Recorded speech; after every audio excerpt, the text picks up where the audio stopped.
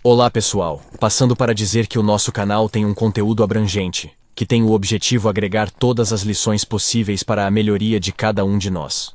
Traremos aqui lições de cientistas renomados, de várias culturas, do dia a dia de religiosos, de ateus, de filantropos, de filósofos, de tudo quanto um pouco, não se limitando apenas às grandes lições de vidas dos gregos estoicos. O importante aqui é sermos hoje melhores do que ontem, e amanhã melhores do que hoje. Então bora para o vídeo. Certa vez, Jesus estava sentado à beira do mar, e uma multidão para ouvir o que ele tinha para dizer.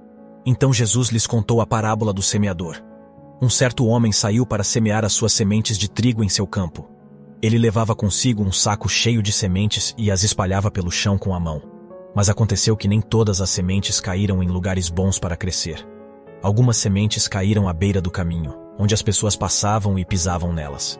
Outras sementes foram comidas pelos pássaros que voavam pelo céu. Outras caíram em lugares onde havia muitas pedras e pouca terra. Elas até brotaram, mas logo veio o sol, e elas secaram porque não tinham raízes profundas para buscar água. Outras sementes caíram entre os espinhos, que cresceram junto com elas e as sufocaram, impedindo que dessem frutos. Mas por fim, algumas sementes caíram em terra boa, fértil e bem cuidada. Elas cresceram, floresceram e produziram muitos grãos, alguns em 100, outros 60 e outros 30 vezes mais do que foram semeadas. O homem ficou muito feliz ao ver o resultado da sua semeadura e agradeceu a Deus pela colheita abundante. Intrigados com Jesus e suas palavras, os discípulos o foram consultar e questionaram por que ele falava por parábolas. E Jesus disse: "Porque a vós é dado conhecer os mistérios do reino dos céus, mas a eles não lhes é dado. Mas aquele que não tem, até aquilo que tem lhe será tirado. Por isso lhes falo por parábolas, porque eles vendo, não veem, e ouvindo, não ouvem nem compreendem. Porque o coração deste povo está endurecido, e ouviram de mau grado com seus ouvidos, e fecharam seus olhos, para que não vejam com os olhos, e ouçam com os ouvidos, e compreendam com o coração, e se convertam, e eu os cure. Mas bem-aventurados os vossos olhos, porque veem, e os vossos ouvidos, porque ouvem. Porque em verdade vos digo que muitos profetas e justos desejaram ver o que vós vedes, e não o viram, e ouvir o que vós ouvis, e não o ouviram." Ao terminar essas palavras, Jesus começou a explicar a parábola do semeador para os discípulos. O solo à beira do caminho representa as pessoas que ouvem a palavra de Deus, mas não entendem ou não se interessam por ela. Então Satanás vem e tira a palavra delas, como os pássaros que comeram as sementes. O solo pedregoso representa as pessoas que ouvem a palavra de Deus e a recebem com alegria, mas não têm raízes profundas na fé. Elas não resistem às dificuldades ou perseguições por causa da palavra de Deus e logo desistem, como as plantas que secaram com o calor do sol. O solo espinhoso representa as pessoas que ouvem a palavra de Deus, mas se deixam sufocar pelas preocupações, pelos prazeres e pelas riquezas deste mundo.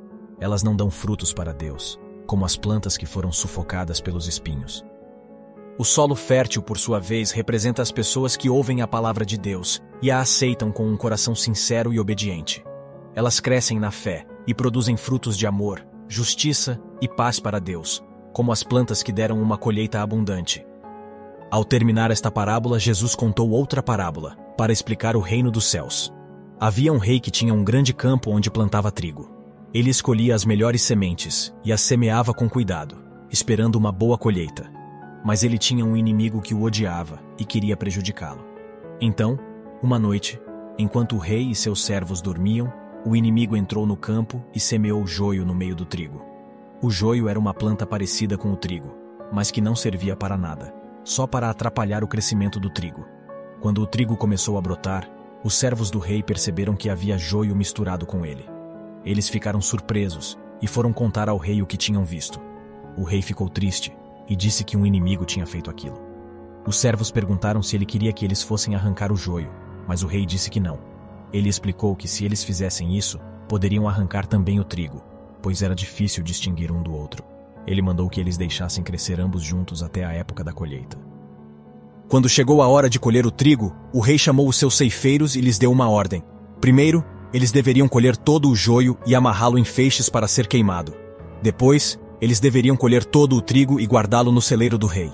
Os ceifeiros obedeceram e fizeram tudo como o rei mandou. Assim, o joio foi destruído pelo fogo, mas o trigo foi preservado pelo rei. Essa parábola do trigo e do joio fala sobre a paciência e a justiça de Deus, que permite que o bem e o mal coexistam no mesmo mundo, mas que um dia fará a separação definitiva entre eles.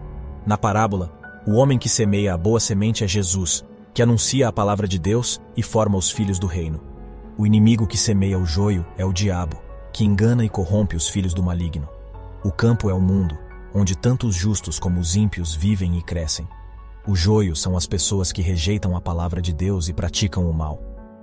O trigo são as pessoas que aceitam a palavra de Deus e produzem frutos de amor, justiça e paz.